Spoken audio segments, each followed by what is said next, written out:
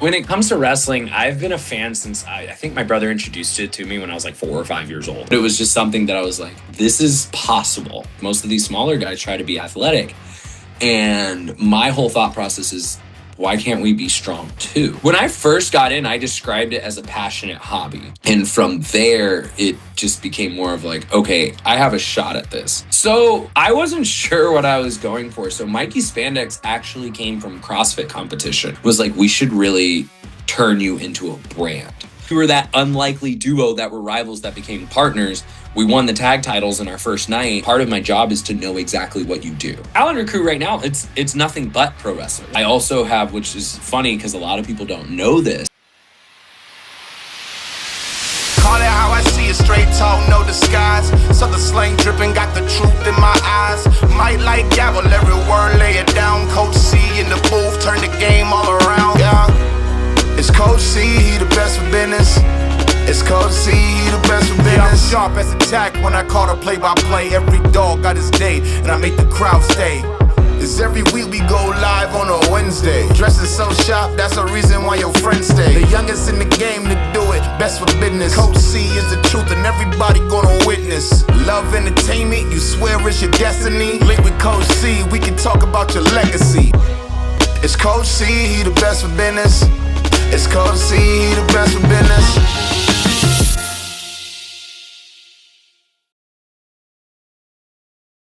All right, everybody, welcome back to the channel. Another episode of Best for Business. I'm pumped for this one. A few months in the making. Mikey Spandex, thank you for joining me for this one. Dude, thank you for having me. I'm sorry I kept postponing on you. I think, what was it, 2 delays until we finally got something that worked? It's all right because you have a storied career. So like I tell people, even if we delay them, you've kept doing stuff in pro wrestling, so it's more topics and everything to talk about. So I'm excited. So thank you again. Of course, no problem, man. I appreciate it. Now, when we talk pro wrestling, you've obviously done a lot in wrestling, but originally, what was the thing about wrestling that even interests you at first?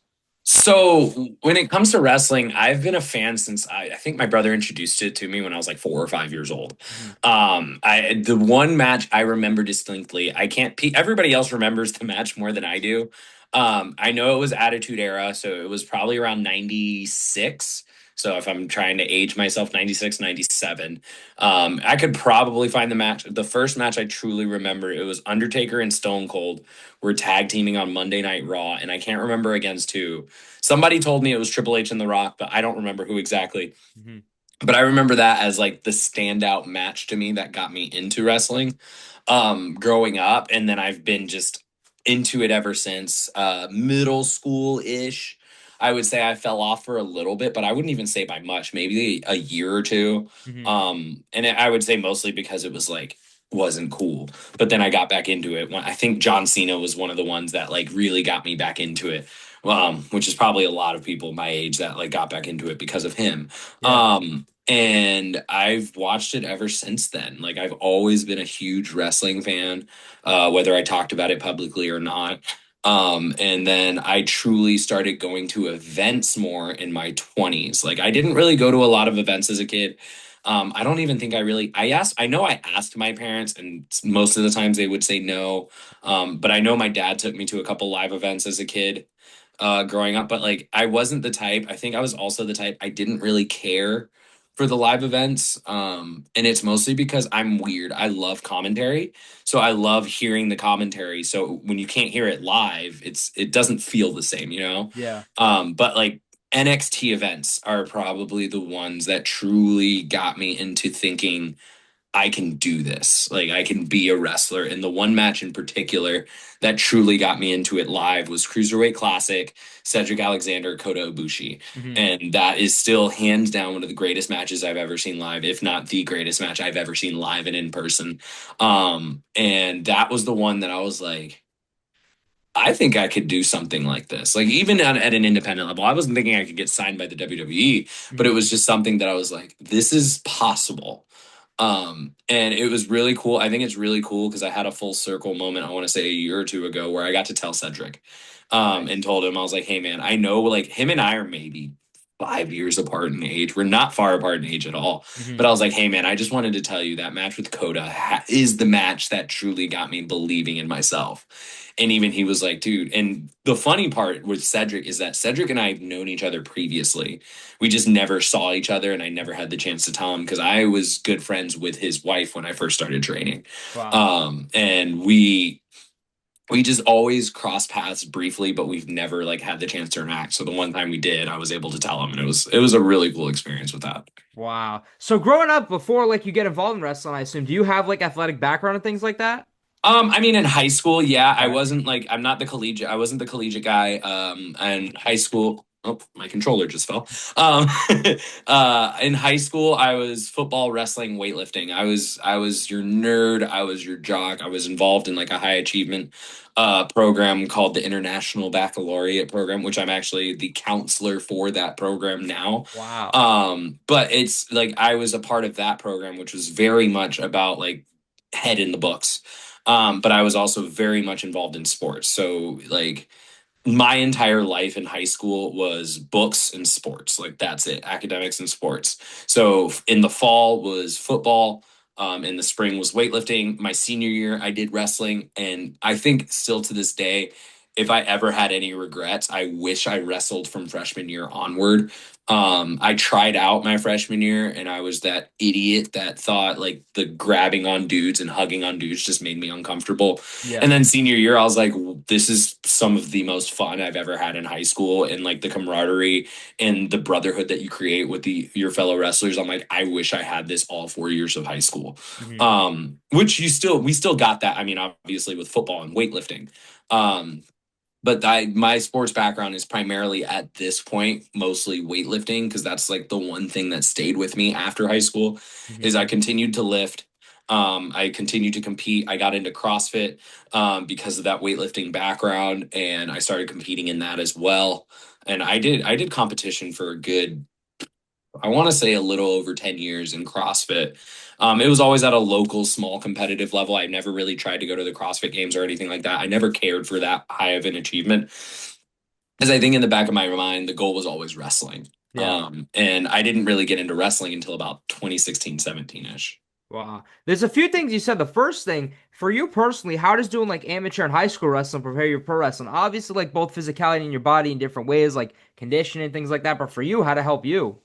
I think it just gave me a strong athletic background. So Okay. having a background in athletics isn't required or necessary in independent wrestling, but it sure does help. Like it Yeah. helps a ton. I mean, look at WWE. That's why they recruit these college kids. Like they have a built-in work ethic.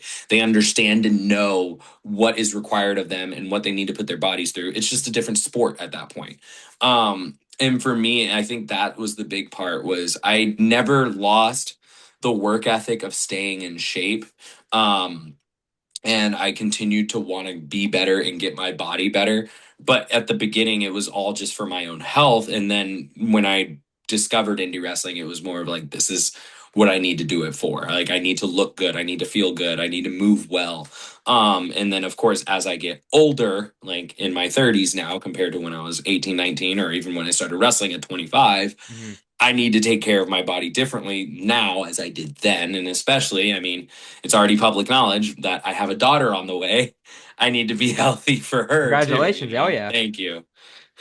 So you talk about one thing that sticks out. You mentioned the Cedric Alexander versus Kota Ibushi match. You said it made you feel like I don't want to say confident. I think the word was. So what was it about it? Like it made you feel like you could do pro wrestling, or what was special about the match? I think the entire classic in itself was already something different that we thought was going to continue. I mean, I wish there was another cruiserweight classic. Yeah. But it was one of those things that like we often talk about is seeing guys like us get a spotlight. So by guys like us, I mean smaller guys. Hmm. Like for the longest time, WWE was all about the biggest and baddest guys, and the small guys kind of got thrown a bone every now and then. Yeah. But for the smaller guys to have a full tournament, which I think it was even like a full round of 32 or 16 or whatever, Yeah. but like 32. Yeah. it was a big tournament of guys. So for that to happen at the level of WWE to allow something like that because we normally it's not something normal amongst their stream. was really cool to see. So that kind of gave hope, like, okay, they're trying to build something for the smaller guy, whether it be a big spotlight in the main event or just even time in general. Because like most of the time they weren't given a lot of time of day, or if they were, it was them getting beat up half the time. So to see the evolution of the smaller guys, which I mean, even now, like I'm considered smaller, but also it's a funny trend that we've talked about in wrestling is that like not that necessarily wrestlers have gotten smaller. There's just a lot more of the smaller guys compared to the bigger guys. Yeah. And but now you have to balance it with the athleticism versus like pure strength because those bigger guys are always strong as all hell. And I think that's where I try to stand out and be different is like most of these smaller guys try to be athletic. And my whole thought process is, why can't we be strong too? You know, like we've seen guys, I mean, you look at Olympians even that are weighing as much as I am, 180 pounds, lifting 400 plus pounds. So I'm like, it's realistic. Mm. It's very rare, but it's happened and it's possible. So why can't we be those guys? I hear that completely. So you talk about it. You see this match, it makes you fall in, makes you believe, especially being a smaller guy. What's the approach that you make to get involved in? What is like the Florida wrestling scene when you get in? So when I got in late 2017. So Okay. like the fall of 2017, I was just starting my career as a counselor. So I just graduated from college at the time. So I was mentally set on starting my career. Um, I discovered Pro Wrestling 2.0, the school I trained at, just on a whim. I Googled it because I had a cousin who did wrestling for a little bit a few years prior, and it didn't work out for him. And I wanted to find a school nearby, so I looked one up. That was the one that popped up. I saw that there's reputable coaches. At the time, the head coach was Jesus Rodriguez, formerly known as Ricardo Rodriguez. Um, so he was the head coach at the time. And so I was like, okay, this is a reputable person. He was on TV, like he knows what he's doing. Hmm. So I reach out, and Alex Porto, the owner, is the one who answers the phone. And I just let him know my plan. So my plan was it was August, and I was like, this is the beginning of the school year. This is the first full year of my career as a counselor. Let me work through this school year. We already get summers off. When summer hits, I'm going to go head first and just give it my all in pro wrestling. So I wasn't planning on starting anytime soon. I just So wanted to. wrestling was just like, I don't want to interrupt, but wrestling was like, I don't want to say a hot, like, how did you look at wrestling when you first got in? When I first got in, I described it as a passionate hobby. Okay. Okay. And so this is getting to your question as well. Yeah. I ended up, so just to get to the point of where I Yeah. started, so I was talking with Porto on the phone and he was like, okay.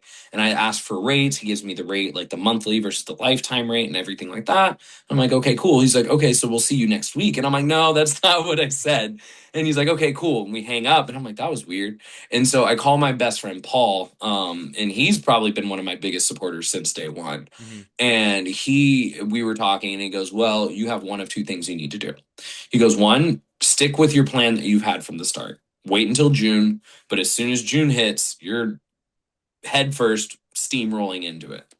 Or you just say, screw it, pull the trigger, do it now. He said, just know you have to follow through regardless, because if you don't, 10 years from now, you're going to regret ever not trying, giving it a shot. And I'm like, Hmm. okay, cool.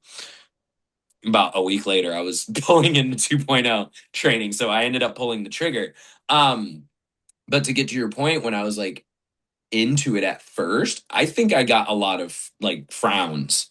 Like it was frowned upon to describe it as a hobby because a lot of these guys were like, it's all or nothing. Like this is not something that you do just for fun, you Yeah. know? And I mean, it was fun, but it wasn't something I mentally put it like it went from this is a passionate hobby to like, this is going to be my livelihood. And if I can find a way to make it my livelihood, even better. So I was doing both for the longest time. Like I would wrestle almost every week. I think the longest span, oh man, I want to say the longest span I went was probably about every week with maybe 1 week off for about 20 weeks straight. Was just wrestling every weekend, whether it be Saturday, Sunday, Friday, Saturday, sometimes a fully combined weekend, but like I loved every second of it. And it just stayed busy, but like I'm now at the point, especially now, and I get a lot of respect for it now, especially with Banana Ball going on because I'm so busy. Like now the gear has shifted where it's not the main priority, where it is the hobby. Yeah. And I feel like there's a lot more pro wrestling hobbyists now. The only issue we run into now is that quality of talent. When you're a hobbyist versus a non. I always call myself a glorified part timer because I wrestle maybe once every few months, and like even now, like it's weird for me with being in season for Banana Ball because I try not to get hurt for Banana Ball. That I had a match yesterday, and now I have a match next month in July. So it's really funny to see that like, oh, I have a match a month apart from each other. This is weird for me now. Whereas before it was like if I had a match a month apart from each other, I'm like something's wrong. Wow. When did like the switch flip originally? You said it was going to be like a passion at first, but then you said it was becoming your basically your life. When did the switch flip for you? So the switch flipped probably around 2019 after my first tryout. I had a WWE tryout in 2019. Hmm. And things were going great after that. Like I didn't get signed from that tryout, but it was one of those like I had imposter syndrome during that tryout because that tryout was absolutely stacked with the amount of people who are like relevant now. So my tryout in 2019, not including myself and a bunch of indie wrestlers, featured AJ Francis, Jade Cargill, Ivy Nile, just to name like three alone that Yeah. are pretty prominent on TV now. So like those three alone were in my tryout on top of a bunch of other EJ Naduka, the judge, he's big Hmm. on MLW. He's done a Yeah. lot of stuff all over the indies. He's another one that was in that trial. So we had a lot of names that are big names now from back then. Um, so that was something that was a big imposter syndrome moment, but it was something that like whether I was there to fill a spot or not, they obviously saw something in me Hmm. for me to be there. So with that, that helped me steamroll further, and that's where we started getting busier and busier.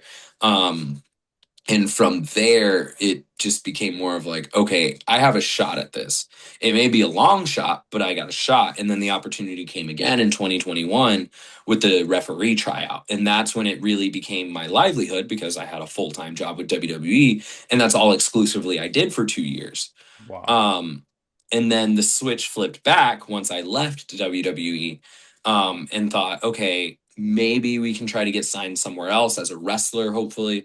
And then the more things evolved, the more I'm like, oh, this field of WWE, of wrestling in general, is a lot more saturated than it was before. There's Yeah. so many wrestlers. And I mean, to put it bluntly, like I'm not old by any means, but in the wrestling world, I'm pretty seasoned. And I mean, I hate to put it realistically and be that controversial guy, is that like some companies are looking for guys over their 30s, but they're just looking for guys that are more popular if they're in their 30s. But if you're over the age of 30, it's hard to look at someone because you're looking for that longevity. I mean, look at WWE; they're hiring a bunch of 20 somethings at this point. Yeah. And if you're in your 30s getting hired, like you better be super over outside of there and have a giant following on top of it. Um, but I think that's where Banana Ball came in and made that switch again, where it was like, oh, this is it. Like, I didn't realize there was something outside of wrestling I could have even more fun doing. Wow. Especially that you talk about with the Florida wrestling scene, you talk about it being oversaturated. So when you first started, for a guy who loved pro wrestling, looked at it as a passion, who is Mikey Spandex? What were you going for? So I wasn't sure what I was going for. So Mikey Spandex actually came from CrossFit competition. Okay. It was not a name I came up in wrestling. I came in with that name. So Mikey Spandex came from a CrossFit competition, I want to say in 2015 or 16. There was a leggings contest in the competition where like people would just dress up. And it was assumed that it was going to be probably an all female type competition. And I said, why can't the guys do it too? So Hmm. I looked and searched for the wildest pair of leggings I can find, which I don't think I own them anymore because they got a really bad tear, which sad day. Hmm. But I put them on, I wore them out. I actually dressed as Tyler Breeze from NXT for that competition, and I ended up winning the costume contest. Wow. And everybody was like started asking like if this was going to become a regular thing, if I was going to start wearing more crazy leggings at comps and do stuff. And so I was just like, I wasn't thinking of that, and then I did, so I continued to do that, and that's when one of my buddies who worked in marketing at the time was like, we should really turn you into a brand. And with that, we need to come up with a nickname. And as we were brainstorming names, his name is Cullen, my old buddy Cullen. He ended up coming up with the name Mikey Spandex. And from there, we're like, that has a good ring to it. We'll keep that going. It worked really well in CrossFit competition. I started wrestling, and I think Porto was the one that actually asked me, like, do you have a name that you wanted to come up with? And I told him Mikey Spandex. He hated it. A lot of people hated the name when I first started. When I told him it came from CrossFit competition, he was like, okay, got it. And he's like, it makes sense because it was a name that transfers over. A lot of people didn't like it, but then once they saw me, they were like, I kind of get it. And I'll be honest, I didn't really have a character attached to it. Yeah. I brainstormed some ideas, but it was just like I came up with the whole Grand Marshal of the Spandex Parade. I had a lot of drops and mock-ups of potential character moves. So I had like a full regalia. So I was going to do like this was an idea that was going to come at some point where I basically dressed in a full marching band outfit, but I inspired it from My Chemical Romance's Welcome to the Black Parade. Hmm. And so I had that going for a bit, like as it was just basically all drawn up and ready to go for gear. And then something about it just didn't feel right. So I ended up going the more athletic route where I played more of like that badass pro athlete versus the character like parade character, because I couldn't think of too much that would work with it. And I was thinking like more like, oh, this is gonna be like a weird Willy Wonka-esque character, and that's something that's just not something I could personally pull off. Hmm. I've seen a few friends do it and they pulled it off beautifully. Um, I just didn't think I could personally do it. So when I went more of the athlete route, yeah, it seemed weird and the character didn't really have a gimmick per se. But I feel like it's my as my confidence grew, the more people started believing in the idea of it. Wow. You mentioned a couple things. The first thing I want to ask you about, when you talk Mikey Spandex, when you first started as a fan till now, you've always remained Mikey Spandex. Obviously, became a referee and all that, but like, what's like the secret? Because obviously, you see in pro wrestling, people change personas left and right, but you've always remained Mikey Spandex. Um, I want to say stubbornness. Okay. That was probably part of it. I mean, technically, I did switch over. I was Marquise Hamilton Hmm. for 2 years, but that was not by choice, obviously. Yeah. But I would say, I mean, I stuck to being myself simply because I think I just had the creative control. Um, if I were signed to WWE, I don't think I would have been Mikey Spandex again. I think I would have been somebody else altogether. Yeah. If I were if I were signed as a wrestler, I don't think they would have let me continue to be Mikey Spandex. Um, so I think a lot of it had to do with just like staying firm and believing who I am, rather than changing myself. Um, because I always thought like if I were to change up my character, I would still be Mikey Spandex in some way, shape, or form. Yeah. I have made switch ups and done like goofy characters for fun. So like I did, granted, it was like I always consider it like a variant of Mikey Spandex.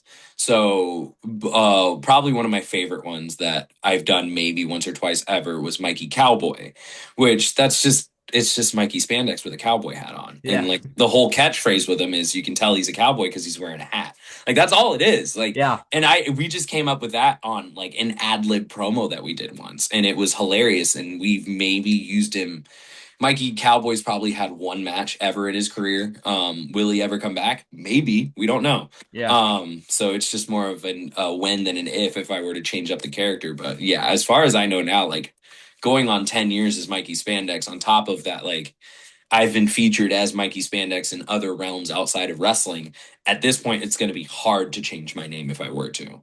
Wow. And going along with something you said one keyword, confidence. Now, I feel like Banana Ball has hit it on the nail on the head with all the personalities and everything. You look at the calendar crew, but everything that you've done from wrestling to Banana Ball Did you always have the confidence? Because I see the social media, I see the things you're doing during the games. Did you always have it?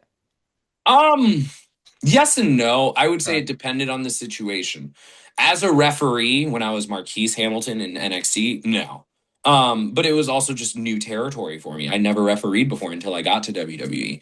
Hmm. So that one took a lot of time for me to get confident. And even then, I don't think throughout my 2 years there, I was ever 100% confident in working. Or I would go into something 100% confident. And then when I get back, I wouldn't feel as confident. Yeah. So that was very much, I would consider, it's not like the worst time. It wasn't the worst time I ever had, but it was a much darker time compared to other times in wrestling or in Banana Ball or anything like that. And it's simply just because, like, it was a fish out of water territory for me where I wasn't used to being a ref and I was still training and learning to be a ref. And I was trying to learn it while being on TV. So I would say that was a big one. And then I also have, which is funny because a lot of people don't know this, at one point I had massive stage fright. Like I was never a big fan of talking on the microphone. Even if I had to cut a live promo, not a big fan of it. Hmm. People wouldn't know it. I'd be sweating underneath. And even like the first game we had for Banana Ball was in Kansas City last year as the calendar crew, Hmm. and we didn't really have everything figured out yet as far as what we were doing. So they had us working multiple roles, and at this point they didn't know what to do. So as far as like announcing us goes, because it was our first time, I announced the calendar crew. I was the first person to Wow. announce the calendar crew in Kansas City in front of 37,000 people. And I mean, thank the professor because he had all the confidence in the world for me. Hmm. But what people didn't see is when I did that announcement and finished, I went straight to the dugout and collapsed. And he was like, "Are you okay?" I was like, "Dude, I blacked out and I just went for it." And they're like, "You did not look," like they said, I didn't look nervous at all. And I told them, I was like, "I am dripping in sweat underneath this shirt right now." Like I was not having it. And that happened for a better part of a lot of last year. And then I guess just something clicked this year where it's like, I'm so much more confident on the microphone. I have so much more fun doing it now. I'm more than willing to talk on the mic now. Like a lot has changed, and I think Professor Radbod, Fluffman, like there's so many people that are like a huge help to getting me confidence on that stage. I mean, Jamie Stanley is a huge was a huge help for that with his encouragement. James Alexander, there's so many names I could thank when it comes to like getting my confidence on stage goes. Because now it's like it's second nature to me. It took years. Like I'm 34 years old, and I couldn't do that in high school. So it took 34 years of my life to finally be confident on a microphone. Wow. You talk about everything you've done in wrestling so far, whether it's refereeing or wrestling, but for you as originally, what would you consider Mikey Spandex's first big opportunity when it comes to wrestling? Because you've accomplished a lot, but what would you consider your first big one? My biggest opportunity, I would say, I wouldn't even consider it my 2019 tryout. I would say it was COVID. Um, for a lot of people, obviously COVID was awful for them, and I feel that. But for me, it was the best thing that ever happened to me, because of the fact that WWE moved to the PC. And with them moving to the PC, when they needed extras, they usually looked for local talent. I live 30 minutes from the PC. So, of course, they called me because I knew people there, and they called me and were like, "Hey, you live close. How do you feel about coming in to do some extra work?" So I ended up being I was part of COVID Mania. I was part of stuff prior to that, but the real opportunity came for me around Backlash. Okay. And during that time, they were giving us ideas and just telling us stuff, and told us the of this opportunity to be dressed as ninjas. And this is where Akira Tozawa was having a rivalry with the Street Profits and the Viking Raiders, and they were all having a rivalry together. And they had like this whole dream sequence in Backlash. If you go back and watch Backlash 2020, Hmm. and there's a sequence with ninjas. I was one of those ninjas and part of that. And they were like, "Hey, we want you guys to come back. You guys worked well with us." And that shoot took hours. Like we were up until about 5 a.m. getting that done. But they were like, "You guys worked so well with us, and Tozawa really liked us." They're like, "How would you feel about doing more with him?" So we ended up doing more backstage segments with Tozawa. And then it ended up turning into like stuff with the Street Profits, stuff with the Viking Raiders. We had a match. I got punched in the face by Big Show. I ended up being in the first Raw Underground match because of that. And then we still kept doing backstage stuff to the point that like when uh the COVID stuff, the Thunderdome stuff started moving to the Kia Center, we moved over there too. They were like, hey, it got to the point where most extras, this is a little peel behind the curtain, Hmm. most extras, you get an email as your confirmation of like, hey, report here at this time, do this, make sure you're here, make sure blood work, physical, all of Yeah. that good stuff is turned in. They told us, it got to the point they told us, they're like, hey, you're here every week, just show up. They're like, Wow. don't worry about an email, just come. They said, we will send you the email as like routine procedure, but if you don't get one, still show up. So we basically had a weekly call time of noon to go to Kia Center or the PC, and they would see us. And most of them knew us by then. And we're just like, hey, ninjas. And we just kept walking through.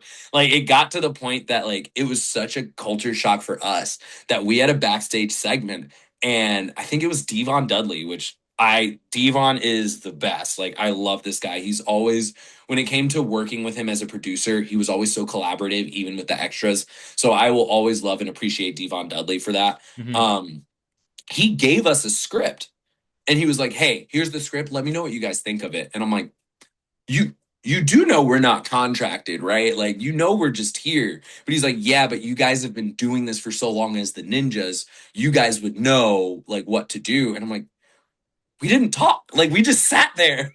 Like we were just there assisting Tozawa, and then we just take a hit every now and then. But like it was really cool to be a part of that side of the experience Hmm. because we've never had that before. So doing that, working with producers that end up liking us on top of it.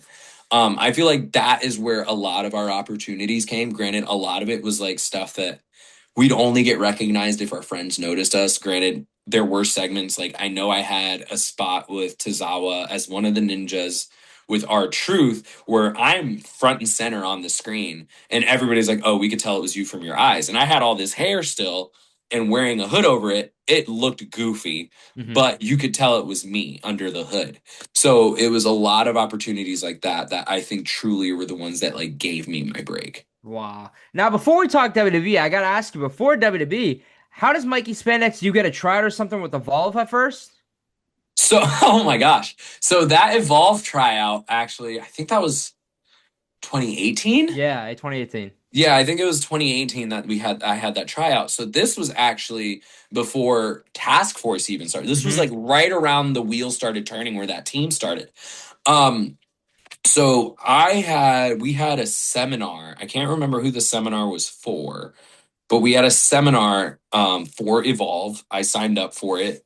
And there are tryout matches involved in the seminar. So one of those pay to play seminar tryout Yeah. gimmicks. And we all thought it was one of those like, oh, there's a plant in here that they're looking for specifically.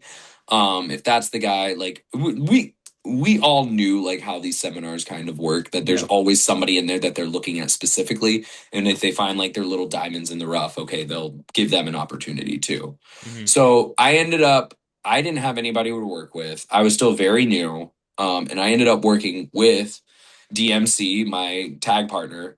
Did And they, does, I don't mean to interrupt, does like Evolve pair people who they think, or how did that work? I think in that one, we all chose on our Oh, own. okay, So okay, they didn't pair us up. We okay. chose. So I didn't have anybody to work with, but I knew DMC. So, and we worked each other once or twice before. So we ended up working together in that match, and we had like a quick 5 minute match. It went really well. And then I guess they ended up picking us, so we were just like, oh, it's not as gimmicked as we thought, because we didn't think we were the plants because we Hmm. would have known. And whether or not that's true, I can't confirm at all, but I'm still pretty sure that's a suspicion or a thing they do. Hmm. But either way, we ended up getting a match on Evolve, and that's where we got like the whole attack thing. And then from there is when we slowly started to develop Task Force. And that's when the team started to develop and evolve from there, no pun intended. Yeah. But we started like doing more tag matches, and we were gonna slowly integrate and create this idea. of what we were going to be until one day I think we had a show for Go Wrestle, and we were teasing the idea of task force slowly but surely. But one of the teams for that show didn't show up. So they needed a team to fill in, and they were like, "Hey, we're forming task force tonight." And we didn't even have a name yet. So I'm just throwing that name out there just for the story, but like we weren't even developed, we didn't have a name. Wow. Um and so we were just like, all right, we're doing this. We didn't have matching gear or anything. So we had that we were that unlikely duo that were rivals that became partners. We won the tag titles in our first night. And then we're like, oh, we need to turn this into something. And it started developing. And then the booking started picking up because tag team wrestling was getting hotter at the time. So and that was probably when we started not spiraling, but more of that 20-week streak I told you about. That's when that started slowly, we started getting booked more and more as teams because tag team wrestling was blowing up at the time. So we were just taking advantage of an opportunity more than anything Yeah. else. Mikey Spandex has done a lot. So was it individually as a career? So was it easy adapting to tag team wrestling at first? Um, yes and no. Okay. Originally it was one of the I think what helps a lot with that is I had a really good partner that I had really good chemistry with. DMC and I had a chemistry like working one on one in a match in our first match ever. Oh, this is always the funniest story in the world. So our first match we ever had, I was maybe a few months in. I was not that seasoned. And we went through our match and I said, "Hey, I want to do a springboard elbow drop." And he goes, "Okay, cool. Have you done it before? I know you're new to this." I practice it. I show him I can do it over and over and over. And he's like, "Okay, cool." We get to the match. I slip and fall on my face. So I slip and fall. He grabs me, does whatever. One, two, three. He didn't tell me anything. I just knew what to do. Like as soon as we messed up, we just called it on the fly in there. Hmm. And so I think that's when the first, because I know DMC, from what I understand of our story, at least from his side, I wasn't originally his pick to be his tag partner. He actually had someone else in mind to be his tag partner. But the more we started working together, the more his idea shifted to me because it was just like, there's something there. Hmm. Whether it be good chemistry, whether it be like we just make good rivals or we make good partners. Turns out the answer is both. Yeah. It's just that chemistry just became so unmatched. And I have that with very few guys. I would say now I have it more with a lot of guys, but it's also because like I, much like you do with your interviews, obviously, like I do my research on my people and my opponents. So it's like one of those understandings of your people, which even as a referee, when I was refereeing with NXT, I made it a purpose to know the wrestlers' moves. So that way, if I walked up and was like, "Hey, that's the finish. Okay, cool." Or like I would ask them, "Okay, so this is where you're going to do this move." And they would be shocked that I knew their moves. I'm like, "Yeah, like part of my job is to know exactly what you do. Hmm. That way I can be ready for it and I'm not just sitting there looking stupid." What is like that task force match you'd point somebody to? I know you mentioned Go Wrestle, but you've done stuff in Evolve. Like, what's that task force match you'd point someone to? Like if I were to pick one match for us to like, Yeah, if somebody was to say like, what's that task force match that defines the career of task force or something like that? oh my gosh. The top one that comes to my head, which we've had a couple of matches with them, is any match against Better Together. Okay. And that's even what's funny about that is that they were at the tail end of us. I wouldn't say Task Force is no longer together. We are very much still a unit. It's just one of those things where it's like, those friends that we've grown up and we've just grown apart. Yeah. So we've never, like, people think Task Force is no longer together. We've never broken up. Truly. We've never Yeah. truly broken up. It's just one of those things is that our careers are on different paths. Yeah. If we happen to converge again, dope, let's do it. But if it doesn't happen, it doesn't happen. Like I still have my task force gear is still hanging up in my closet. I haven't thrown it out. I haven't burned it. No, Yeah. I very much I love DMC to death. It's one of those things where if task force were to get back together, we're gonna do it when the timing's right. It has nothing to do with like we don't want to do it and have it not make sense at this point because we know very much that like we were very synonymous with Florida wrestling at the time when we were together. So we want it to mean something when we do get back together. Um, and even then, like I would say any match was better together. We had a couple matches against the Gifted. But the true match, which is very sad, The true match that I can say defines Task Force, is a match nobody will ever see Okay. because the file, once again, another one of those situations, the file got corrupted and the footage never got found. So it was at Platinum Pro Wrestling in Key West. It is Task Force versus Culture Inc. Shout out to what's his name now? EK Prosper. Prosper, yeah. Yeah. So Eli Knight Yep. and Malik Bosidi as Culture Inc. versus Task Force. That was one of my favorite matches of all time, because we did some of the craziest stuff we never thought we'd do. And the only footage of proof that we had of anything we did in that match is one picture, which I share every now and then Yeah. because I've never done a move like this, which honestly shows how great Eli is and how good of a base I can be for someone. We did a pop-up power bomb, but instead of doing the pop-up, he jumped and stood to my shoulders. And then I swept his legs and power bombed him. Wow. And the only way it worked was we tried it so many times prior and we never got it. And we said, hey, if we feel good in the match, we're doing it. And we felt good and we did it and we landed it. And the only proof I have is me landing the power bomb. And if you zoom in on a guy's face in the background, he is so shocked. And I was like, that's how you know we did something crazy and it wasn't just a normal power bomb. But there's zero footage of it. And Wow. that's the hard part of that. It's so heartbreaking that we never got footage of that match. But I would say that was a match that defines Task Force. Any match against there's a specific match against Better Together from Mayhem on Mills.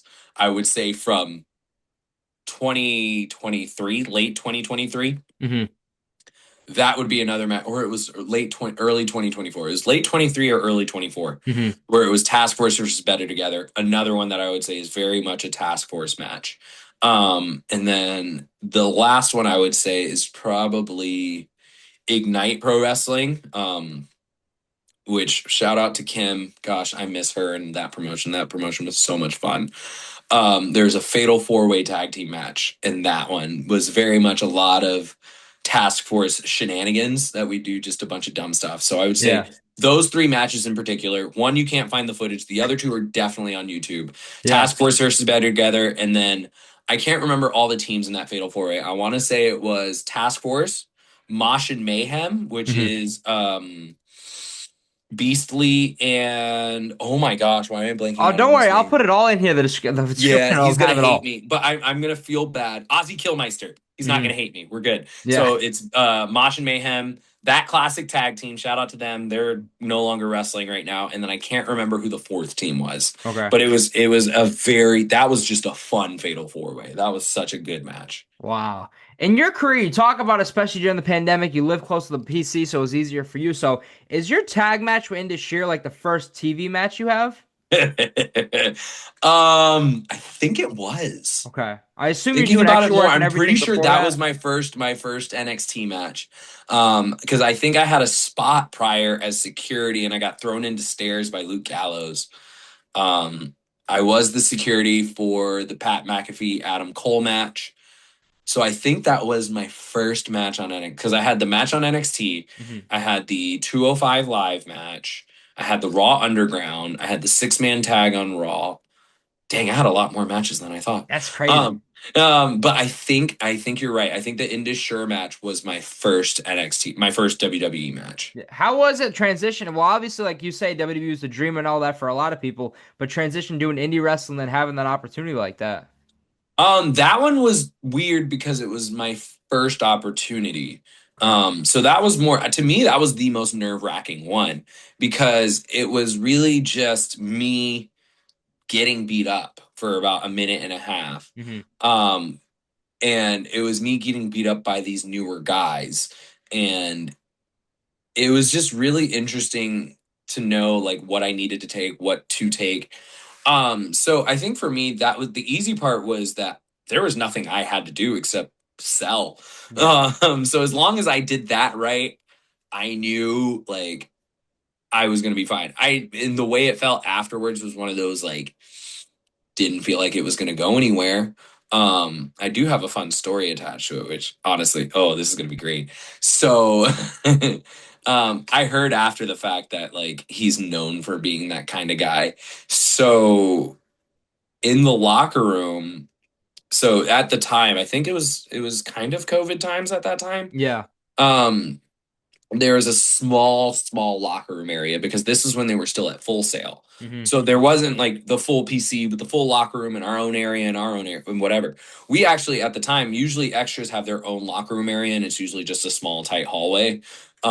We actually had to share the locker room space with the other talent, which no big deal, at least in our minds. We're like, Yeah. okay, whatever. So I'm in there changing and Trevor Lee walks in, Cameron Grimes at the time, and he sees us changing and he's like, hey man, you don't change in here. Like he basically kicked us out of the locker room. And I was like, no, this is like I'm very much a bold person. I'm not afraid to stand up for myself. And Hmm. I was just like, no, this is where we were told to be. And like he got heated and was like, no, you need to get out and whatever. And in order not necessarily to like maintain a job, but more so just not to cause further problems. I was just like, you know whatever, dude. Like, and he was never the nicest guy to begin with because even when I was a ref, he was okay to work with, but he was always kind of a douche. Yeah. I just went and changed in the bathroom. I was like, it's not the end of the world. I'm like, dude, I'm changing pants. It's not that deep. Yeah. But he was never the nicest guy, and that was like my first experience as an extra. So to me, that was like, oh, so extras aren't treated well by Hmm. talent. Cool, got it. Or to me, it was just like, oh, Cameron Grimes is a jerk.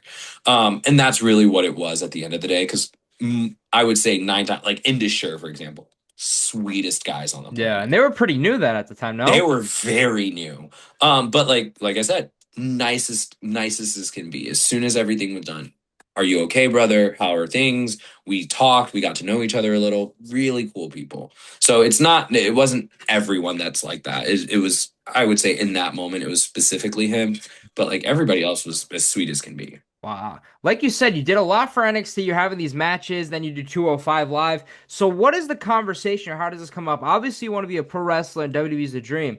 But what's the conversation like, hey, Mikey Spandex, would you be interested in becoming a referee? Because, like you said, you talk about your size and your height and all that stuff. So, how does this conversation for you? So I actually got a DM from Stefan Smith. He's a referee for ROH and AEW now.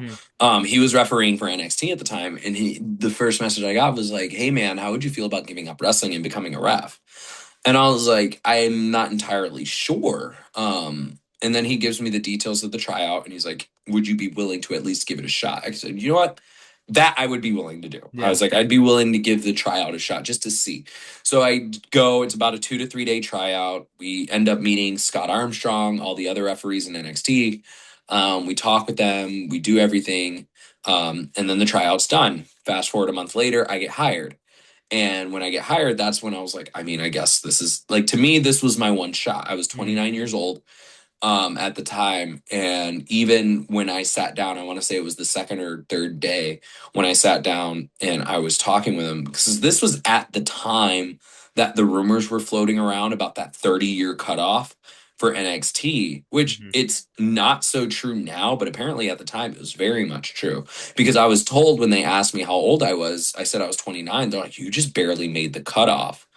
And I just go, oh, so those rumors are true. So to me, when I got offered the job, I was like, this is my only shot. Yeah. At least that's the impression I was under. So, of course, I said yes, thinking I turned 30. They're not even going to look my way anymore. Um, so I just took that opportunity and went with it. How was transitioning to be a referee? Um, I feel like they did a great job in the beginning of getting us acclimated to understanding that wrestling's not going to happen for us. Okay. So I do praise the team. So the team at the time was Daryl Sharma, D.A. Brewer, Tom Castor, and Scott Armstrong. Hmm. They did a very good job of like helping us understand that yes, you guys are wrestlers, but you guys are not training to be wrestlers anymore. You guys are training to be referees. So you need to learn how to work like a referee. The cool part is the ring awareness was built in as a wrestler. So we know where the wrestlers need to be in the ring. And now we know like the hard part was now we need to know that's not where we need to be. where the wrestlers are, we need to be away from. Yeah. So that transition part was interesting. And it was a slow, I would say it took us about a good 6 months to our first year to learn that. Because all the ones hired in our group, I think only one of them had refereeing experience of any form. The rest of us were all wrestlers.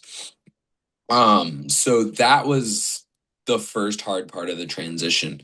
And I think I would say after the first year is when I mentally still had the itch to wrestle.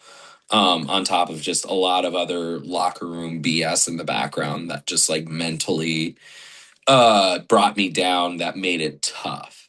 But it was one of those things that the transition it wasn't tough per se, but it was overwhelming, I think was the better way to put it. I know you said parts of it was tough, but for you, obviously loving pro wrestling and working for the WWE full time, like that must have been pretty cool for you at times. Oh, absolutely. There's Yeah. always parts of it where you're like, oh, this is so cool. So, like, some of the coolest stuff, in my opinion, was the warehouse. Like, I loved walking in the warehouse and seeing, granted, it was mostly NXT stuff, but you're still seeing stuff from, like, oh, I remember watching that pay per view. Hmm. Or, like, I remember seeing was it Stand and Deliver? Like, the Stand and Deliver Skull and Bones. So, like, we're just seeing that hanging up in the warehouse, and we're like, oh, that's cool. Or seeing how certain things happen in the background and now being a part of it. Yes, absolutely, I agree. Like those are some really cool aspects. And then there's just a lot of other stuff involving just like the overall logistics of things that is just like there's things even at this level, like yes, this is the number one wrestling company in the world, they still have their flaws. Hmm. What was like that match you'd point somebody to for you as a ref? As a referee, the number one match I always like to point to is In Your House 2022, I think. Okay. It was the family, so it was what's his name? What's his name? What's his name? Tony D'Angelo, Yeah. Stacks and Two Dimes versus Legado del Fantasma. Nice. 6-man tag. It was the opening match of In Your House. That is hands down the most probably top three most fun matches I ever refereed. I had an absolute blast in that match, and that was probably when I realized I was comfortable. Like once I was comfortable in the ring, that was that moment, and it was really cool because like my brother was there, my family was there, and they got to watch me like truly be me. And they even said it. There was a moment in the match where they were like, you were being yourself in that match. Because most of the times is like you're trying to be a ref and it's so nerve wracking that you don't want to show too much personality because you don't want the camera focused on you. It's about the talent. But there was a moment, and it was probably like you'll probably find the clip and clip it. Oh yeah. There's a moment where the big standoff is happening. So 3 on one side, 3 on the other. I'm in the middle trying to stop them. Like, hey guys, I need one person in on each side. Like, you guys need to get back. They say screw it, and they just charge at each other. And you just see me throw my hands up and be like, all right, whatever. Like, they just go nuts, and everybody's like, that was you. Like, that wasn't Marquise. That was Mikey being just Wow. so mad, like, whatever is happening. But that was a good match. And then there was NXT Zoe Stark and Nikita Lyons against Kaden Carter and Katana Chance. Hmm. And it was for the NXT Women's Tag Team Championship. That was another match I would say is probably one of my favorite matches. I've always been a big fan of Zoe in particular. I'm obviously a huge fan of Kaden and Katana because Kaden Carter actually was one of my trainers when I first started wrestling as Wow. well. Yeah. And so those two people in particular were always good friends of mine at the PC. Zoe and I just always had a very similar mindset. And I even told her afterwards, I said that was just as fun as the 6-man tag because she knew how proud I was of that match. And when I told her that, she was like, oh, so she knew I already held her in high regard. But when I told her, I was like, that made me feel great again. And she was like, okay, cool. Like she knows there's a lot of people I really enjoyed working with there in NXT, and she was definitely one of my favorites. Who was like the biggest mentor you had when it came to NXT, whether it was referee or wrestlers in general? So when it comes to coaches, there's coaches there, Yep. there's talent, there's other referees. I coach wise, biggest mentor, at least like I would consider him more of a shoulder to lean on, but still one of my biggest mentors was Steve Carino. Hmm. Robbie Brookside was another one. Like both of those people in particular, like those two guys were very much, especially at the tail end when I was feeling the most down and like the most depressed working there and I wasn't happy. They were the two I could lean on and talk to because I felt like, to put it in the, like, there's no other way to put it, but unfortunately, like, that background over there is, it's high school. Like, a lot of those, they're young, they bicker a lot, they talk trash about each other. There's a lot of gossip between them. I typically was able to stay out of it because referees, we mostly are in our own world. Yeah. But we hear a lot of it, and sometimes they get involved, but not usually. But a lot of it is just like, even for us, from a background perspective, it's just, some of it is BS, some of it is just stuff where it's like, do we really need to be worrying about these things? But on top of it, it's like I still had the itch to wrestle, and watching others wrestle or watching others not understand and not click. And we're like, it's been 3 months and this still isn't clicking with you. And this is something basic. And it was one of those, it's like, I can do this. And you're not giving me this opportunity to do it, but I get it because my contract that I signed isn't for this. So I couldn't be mad at them. Like, the only person I could be mad at was myself because Mhm. I'm the one that signed the contract. I really wanted to be the one to be like, hey, I can show you how to do this, but it's also frowned upon for me to show you how to do this. Um, so it was one of those moments where I just felt stuck. And Coach Carino was a big help in just helping me stay calm and helping me understand, like, my feelings are justified, um, and I need to find a way to just not necessarily get over it, but work with it and find a way around things to work. And I think that's where Coach Brookside worked really well. Where I ended up in his group, like, for his coaching. And Mhm. he always had the very beginners.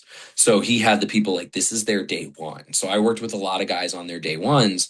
And it was really cool because I got to help demonstrate a lot of stuff. So I got to demonstrate how to take a bump or how to take a headlock takeover and stuff like that. And so that helped a lot. And it got to the point, like, even when I pulled Coach Brookside aside once and told him how unhappy I was, he was just like, okay. And he knew how to work with me to make me feel better in that side. So, and I think a lot of it too, on top of it, was like, I didn't feel fulfilled.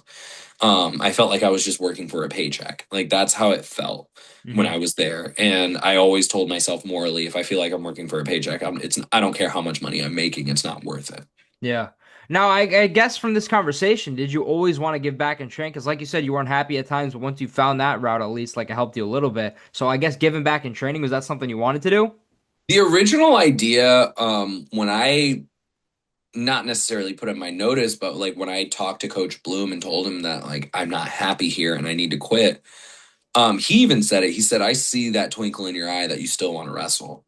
Um, I told him, I said, honestly, at that point, I said, honestly, dude, I don't know. And I told him I wasn't entirely sure if I wanted to wrestle. I said I needed some serious thinking about it. And that's when, about a week or two after I ended up leaving WWE, is when I went to House of Champions and trained with Kekoa. And that's when I was like, oh yeah, this is what I needed. Hmm. And everybody, like, that saw me those first few days training again was like, we can see how much happier you are already. Wow. Because they were like, this was something that I truly wanted. Wow. Now, I got to ask you quick, how is Marquise Hamilton? Did you have any say in that or no? So yes, Okay. so the way Marquise Hamilton came about is they told us, like, hey, we're gonna need to change your names. We're gonna have you guys help out with that. So they had us come up with three names, and we gave it to them on a list, Hmm. and then we handed it in, and they picked out of those three names. I made sure I Marquise Hamilton was my pick. Okay. So I made sure of those three names, the other two were absolutely horrible, but they were still doable as a name. Yeah. So I can't remember the third name, but the first name was Angel Cruz. Okay. And I was like, there's no way they're going to let me be named Angel. So I was like, yeah, there's no way. The second one was Marquise Hamilton. I can't remember what the third one was to save my life. Hmm. But so Angel Cruz came from my uncle. My uncle's name is Angel, and then my middle name is Cruz. So that's where that one came CRUZ from. or how do Yeah, you spell it? Okay. CRUZ. Yeah. So that's where that one came from. But I knew, I was like, there's no way they're going to pick me to be Angel Cruz. Hmm. And so Marquise Hamilton, obviously, I named myself after my tag partner, DMC. His real name is Marquise. Hmm. And then Hamilton is actually my mother's maiden name. Wow. So that's where that came in. And I was like, that one probably out of the three had the most sentimental meaning. So I did that intentionally. So that's where Marquise Hamilton came from. Wow. So you talk about you handing your notice, and then after you go to House of Champions, after WWE, what is like your goal? Like to get involved in the wrestling again, or like I don't want to say be happy, but what were you looking for? That was exactly the goal. It was Okay. being happy, falling in love with wrestling again. I was in shape, don't get me wrong, but I could have been in better shape. I always prided myself on being in shape and having the look. Hmm. I personally didn't feel like I was where I wanted to be at my standard. Everybody said I still looked great. Good for me. But it wasn't where I wanted to be. So that was the goal. Get back in like full ring shape was one part. But the main goal was to just have fun again, was to fall in love with wrestling again. And it happened so fast. And then after that, it was just full steam ahead. Let's just keep having fun.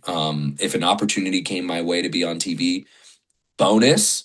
But at this point, I was at the point where I was like, I'm okay with, I reached not necessarily I reached the peak of the mountaintop, but I got a taste of what it was like and I didn't like it.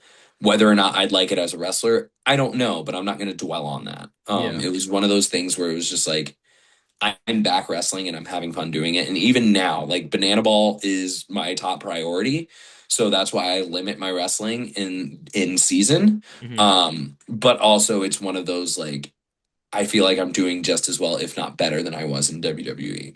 And it's more from a fulfillment aspect versus a money. Tis to me, it's never been about the money. It's been about having fun and entertaining fans, and the money's just a bonus. What would you say is like the biggest difference from Mikey Spandex before going to NXT to after?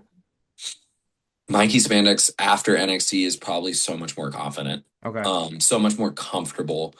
Like a lot of people say it on the indies is that when you leave from NXT, or like when you leave from a major company doing TV consistently, no matter what role it was, not, I wouldn't say no matter what role it was, but like from my ideas, like I worked 2 years in NXT, and some people have told me they're like, dude, that's the equivalent of working five in on the indies Wow. because I had that wealth of experience and that exposure and that like no, I didn't fully train wrestling there, Hmm. but I was around some of the greatest minds in wrestling and understanding wrestling, and I still did some stuff in training, but I didn't necessarily obviously work a match on TV. But I did a lot in the background of helping out and learning. So I still learned while I was there. Um, I learned a ton, and I feel like my psychological understanding of wrestling is a lot higher than most, for sure. I know you talk about having fun as a priority for you, but if you had to say right now, do you have any goals when it comes to wrestling? Obviously, Banana Ball right now is taking number one for you, but do you have any goals to just have fun? And like you said, it was that passion when you first started that you love pro wrestling about. Currently, not really. It's Okay. more of like if the opportunity comes my way, of course, I'm not going to say no to it. Yeah.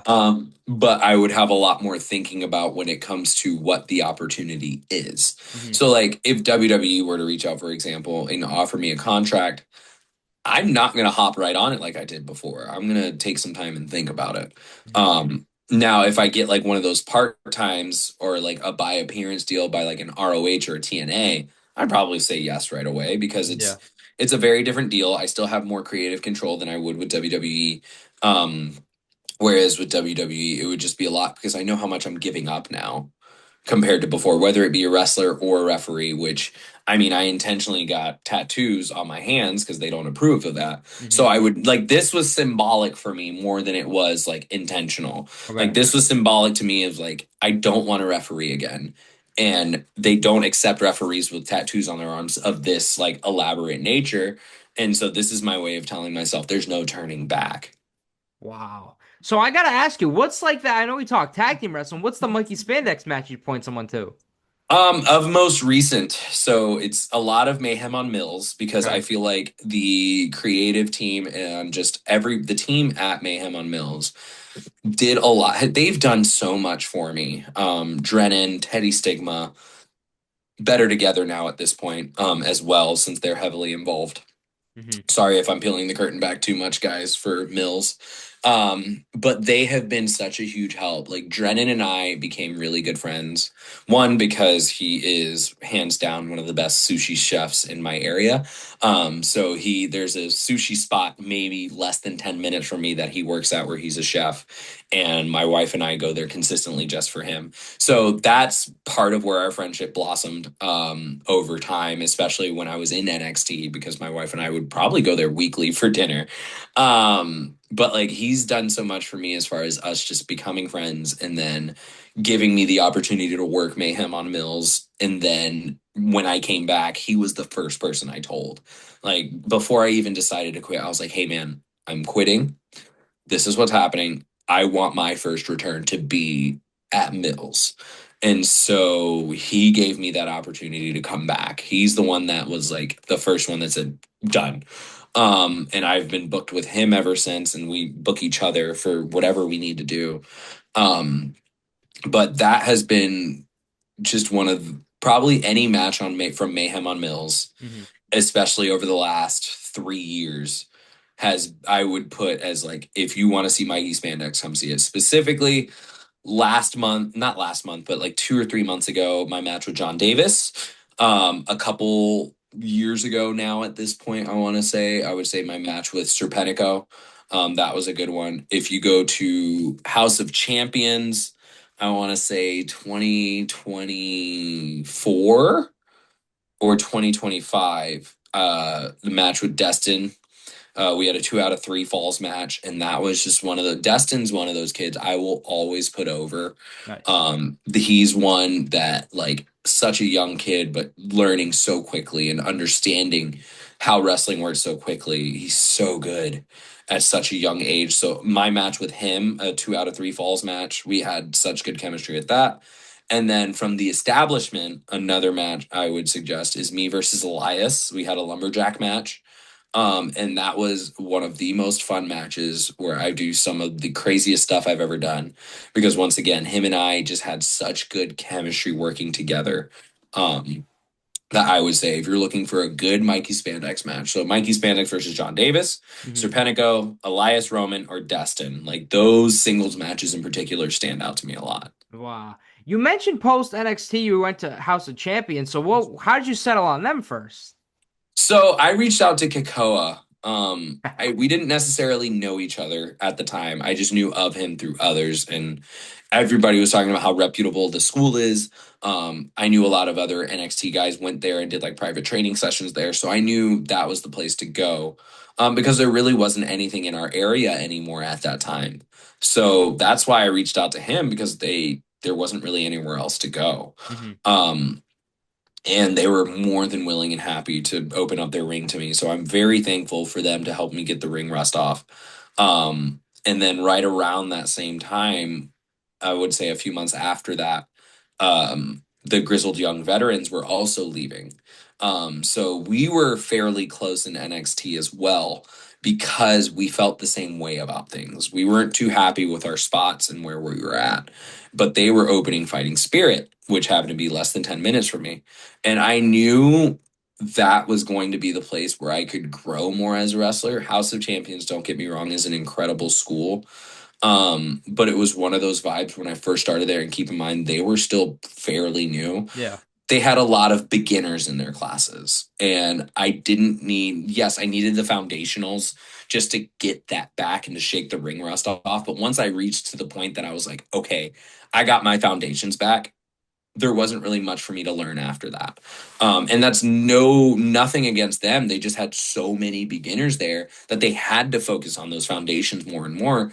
And it's not that I didn't need that. It's just like for me, it just got repetitive at that point. So I still drop in at House of Champions any chance I get Nice. because there's still stuff to learn there. And there's also plus they also have Bowen as their advanced coach and Kakoa. They're both incredible coaches. So I still learn stuff with them, and it's still great doing the foundations with them. Um, and that's just every now and then when I need to work that, and I can just go there and work that. But if I need to learn and like get different ways of doing some of the simplest things or different ways of doing the same thing, I can go to Fighting Spirit. Like that's the best part with Central Florida right now is that there's so many schools probably within like a 30 to 40 minute range of me now. And Wow. there's so many other places I can go to check out and learn from. And I always encourage students to learn from others because Keikoa can teach me one thing about no matter what move it is. Keikoa can teach me one thing. James Drake can teach me that same exact thing, but it's going to be completely different from the way Keikoa teaches it. And I can either blend their teachings or I can just choose which one I like. Because everybody is going, like Keikoa says it beautifully all the time, and we hear it all the time in wrestling. It's the different flavors of ice cream. Yep. Not everybody is going to like what they see. Not everybody is going to appeal to the same things. So it's great to hear and see that there's so many different ways to do one thing. And no, not everybody's going to like the way you do it, but it doesn't mean it's right or wrong either. Yeah. So you mentioned Kikoa and you mentioned House of Champions. So maybe I have a quick gut understanding. So you do everything wrestling, you do everything refereeing. Obviously, you have the confidence in all this. How does Mikey Spandex become a part of Banana Ball? It was interesting. So I left in 23. I started wrestling again. I Hmm. actually see a casting call for Banana Ball. I am good friends with the young professor. Is he Professor and based I. out of Florida too, like he does your scene Yes, too? Okay. he's based out of Palm Coast. So Okay. he's just north of Daytona. Um him and I have worked together for years. So his first match announcing was my first match outside of my school. So we've known Wow. each other for almost it'll be 10 years, I think within the next year and a half or so. Like we're creeping up on 10 years of friendship. Wow. Um and him and I have known each other forever. So I see him post a casting call. And so I reach out to him. And what I love about our relationship is how honest he is with me and vice versa. So he just straight up tells me, he goes, "Hey, man, this isn't it for you. Like, you just came back to wrestling." He goes, "I get you want to try something new and do that." And he goes, "The commitment for this job is not what you want right now. You're going to have to give up a lot of wrestling, probably all of it." And I go, "I appreciate what you mean and your understanding." I move on. Yeah. Now I just want to make sure, like, it was this a casting call for the calendar crew or just for Banana Ball in So general? this was actually for the announcement job for the party animals. Oh, okay, AJ Kirsch. Yes, so it ended up being AJ Kirsch's job. Yeah. So that's the funny part is that happened. Fast forward about 2025 is when we debuted. So I would say late 24, early 25. Hmm. I see another casting call. This one is for the calendar crew. So at this point, I'm a year into wrestling. I'm doing stuff. Am I happy with where I'm at on the indies? Sure. Do I think I can do a little better where I'm at? I'm not entirely sure with that. Like it was a mix of I had a lot going on at the time either way. Hmm. Um so with that, I reach out to Professor again and he goes, "This is a much better fit for you." And he explains the whole calendar crew thing and what we need to do. So I do an audition tape, we work through it, I do the interview, I get chosen.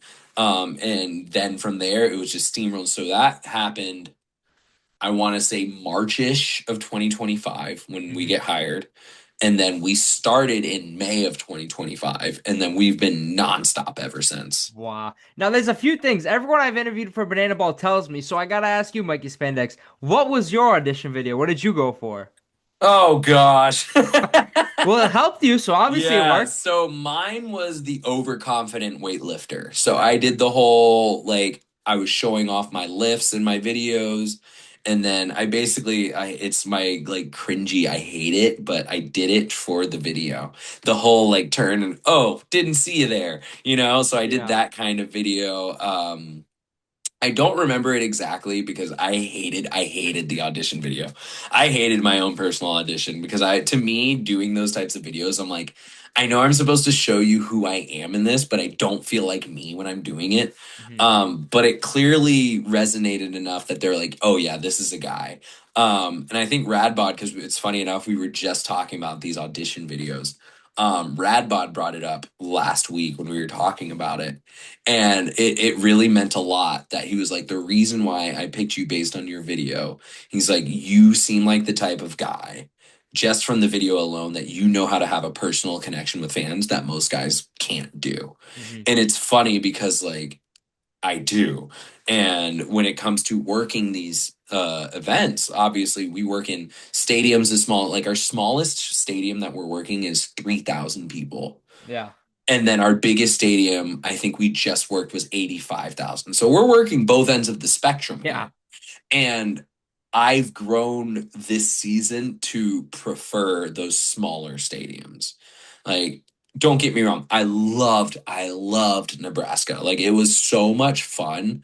But to me, I lost a lot of that. Like, I got to have that intimacy with the crowd, but I feel like I lost a lot of it because it was like, instead of spending 3 to 5 minutes with fans, with this group of fans, I only had time to spend 1 or 2 minutes with the fans. Hmm. So I think that was a big thing that I felt like was lost in the shuffle. And it's also one of those things where it's like there's 85,000 people in the crowd. I'm going to run into this fan one time and then probably never see them again throughout that day. Hmm. Whereas like we've worked, say, a crowd of 8,000 people. I'm going to see this fan. I'll probably see this fan 2 or 3 more times throughout the day. And I get to interact and be like, hey, what did you guys do? Like, who did you enjoy seeing? How did you like this part of the show and whatever? Whereas, like, that one time I see him, it's like, how are you liking the show so far? And that's it. Yeah. And, like, for example, in those smaller stadiums, we get to see, I guess you consider them some of our regulars. So, like, I get to see a fan that I saw in Scottsdale, Arizona, and then I get to see them in Charlotte when they showed up to both of those shows. And, like, get to know them a little better and talk to them. So like not necessarily becoming friends with the fans, but like knowing a little more about them where it's like I see them and I can actually sometimes I even call them by name now. Wow. Which is really cool. And I never got to do that in wrestling too much. Like I don't see them too often. Or you get the fan that walks up to you. Like I had a fan walk up to me in a smaller stadium and go, "Hey, I saw you in Kansas City. Here's a picture of you holding my toddler child who's now a year older. Can we remake that picture?" And they hand me their baby and it's the same picture. And I'm like, this is too cool. I Hmm. hope I see this person every single year so we can remake this photo over and over. So that's the cool part to me on why I prefer the smaller stadiums. And like I said, don't get me wrong, I'm excited for we have Iowa coming up. That's going to be a huge stadium. We have Wrigley Field coming up at the end of July. Like these are going to be some huge stadium shows, and I'm very excited about it. But it's like I said, bittersweet. Sweet because big stadiums, big shows, we're going to do a lot. The bitter part is that I lose a bit of that intimacy with the crowd. Well, now I gotta ask you, how was it making the transition helping with Banana Ball? Because, like you said at first, you struck when that opportunity arose. You wanted to do stuff with the party animals announced, and so obviously Banana Ball piqued your interest in some way. So how was it adapting to this? And plus, like you look at the amount of people that are former pro wrestlers or current wrestlers doing that, like it's amazing. Like the calendar crew's nuts in general. Yeah, so the calendar crew right now, it's nothing but pro wrestlers. Wow, wow, So that's all we are. yeah, And then I would say, let's see, calendar crew, all pro yeah. wrestlers. Hooligans, I want to say it's 50. Hooligans is 50-50. Might be more than Um, that.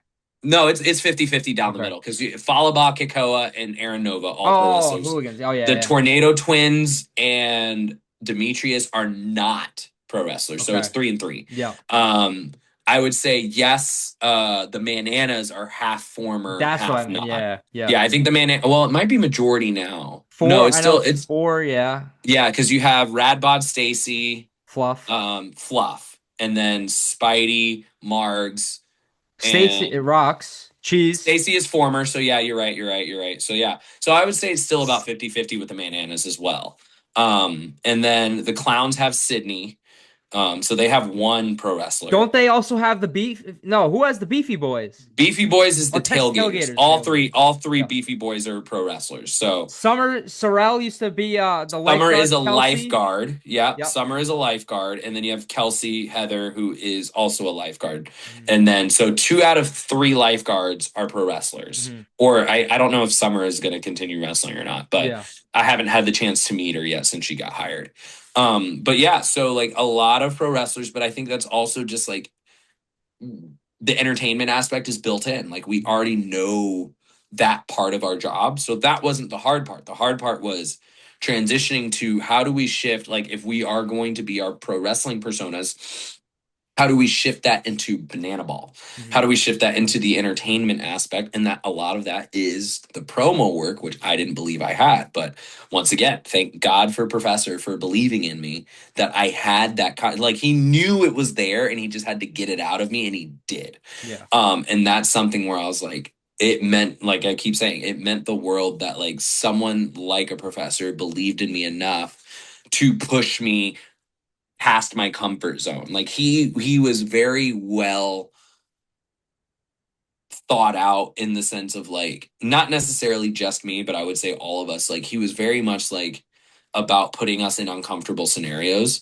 And it was all with the right intention. Like the point of this uncomfortable scenario is to get us out of our comfort zone and being like, this is something you're probably going to do here. And it's not something you should or can back down from. So like being able to talk on the microphone, for example, like I never backed down from it because it was something that I was like, I want to be able to do this.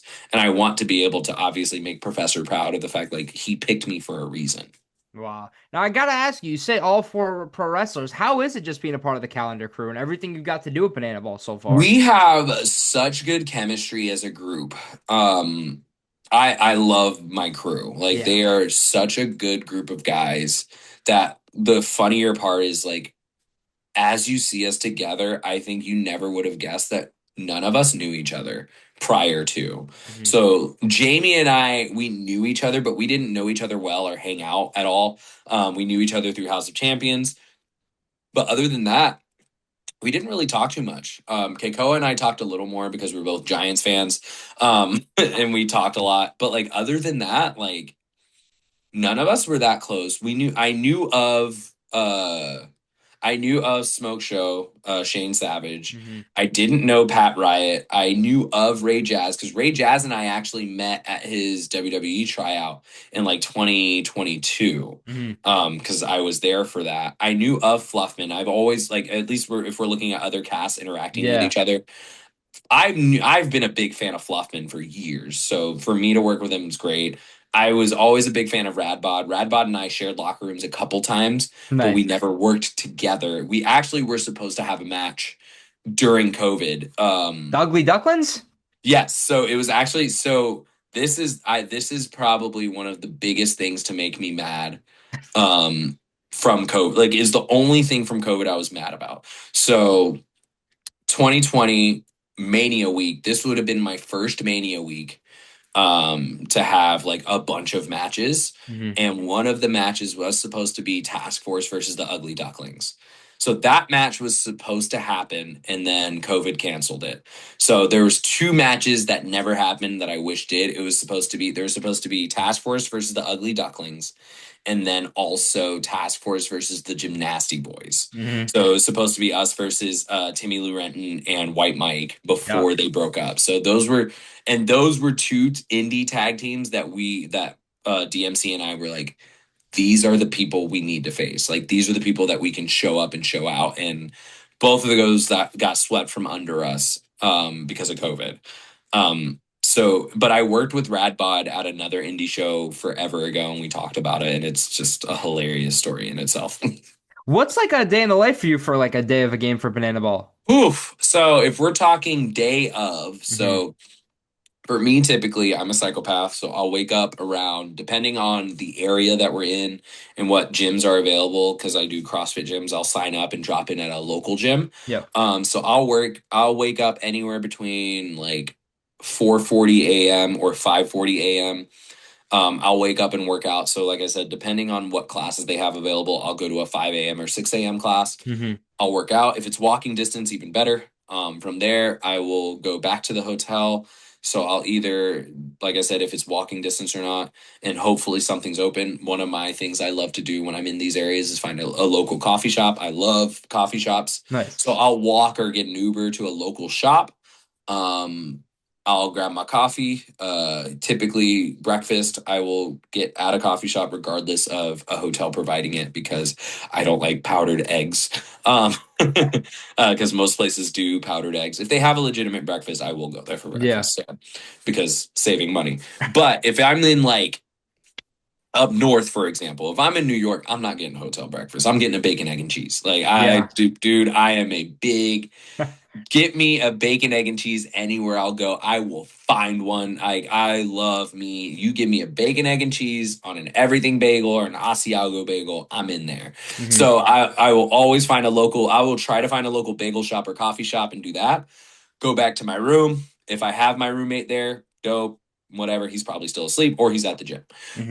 But I'll have my breakfast. I'll throw up my iPad, or I'll either be reading or watching some show that I'm currently watching. Yeah. Do that, and then I'm, and at that point it's maybe 8:30, so I still have time. Our call time is usually either 11:30 or noon. Okay. So I'll go back to bed. So I'll go to sleep. I'll sleep a couple more hours, wake up, shower, get dressed. And then we head to our venue. We have a couple of rehearsals. We have our cast meetings, or we call them Kaz meetings because our fearless leader is our host, Kaz Egan. So we Yeah. started calling them Kaz meetings instead. So we'll have our Kaz meeting, do another rehearsal, and then we basically get dressed. We'll film some content, if we have time, and then we go into, usually the day just is nonstop from 3:30 onward. Once Wow. 3:30 hits, that's when we do our rope chop where we cut the rope and all the fans are ready to come in. And then we're nonstop from there.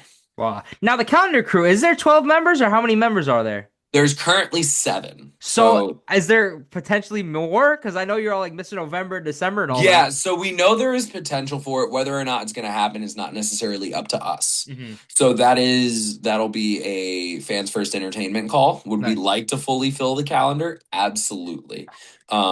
We have January, July, August, September, November, December. Wow. Did I do them all? Oh, May. Duh. Me too. So yeah, May. So yeah. So we have 7 out of 12 months. Wow.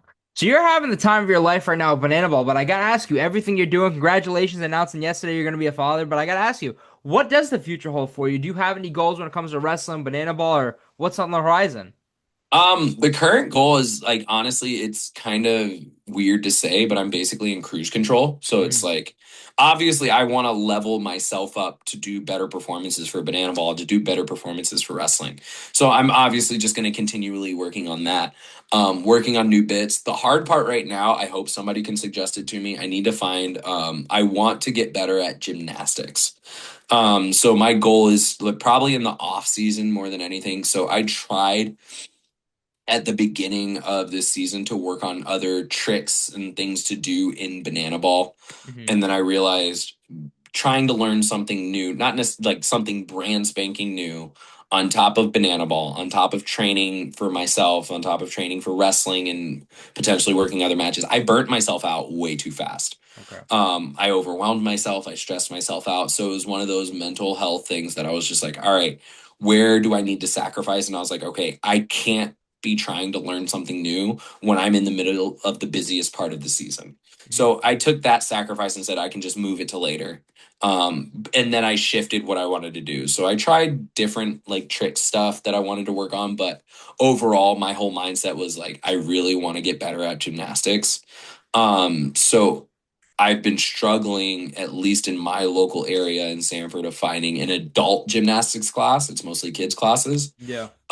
So that's probably what my next big goal is in the off season, finding an adult gymnastics class and just learning that.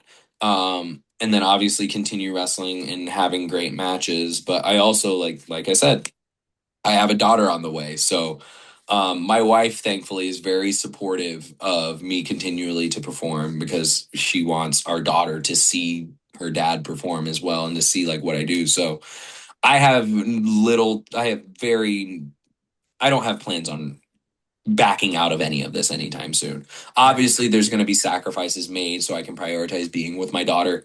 Um, but at the same time, it's one of those like, I want her to see me and see that she can be proud of her dad and that, like, if she has a dream, I'm going to do everything I can to make sure she achieves it as well. Nice. Well, Mikey, I can't thank you enough for doing this. Like I said, a long time in the making. However, every conversation I've done has ended the same. Now, when it's all done in pro wrestling or banana ball, whatever you want to say, when it's all said and done, what do you want Mikey Spandex legacy to be? Oh man, that's great. I think as of now at this point, it was originally being about one of the best wrestlers in Florida. Hmm. at this point, I don't want to be known as one of the best wrestlers in Florida. I want to be known as one of the best entertainers in Florida, because I feel like that's what I've become at this point. Like, I was talking with Space Cowboy Stacey Alexander about this, and then I was like, I've learned over the last year, I'm no longer just a pro wrestler. I am an entertainer.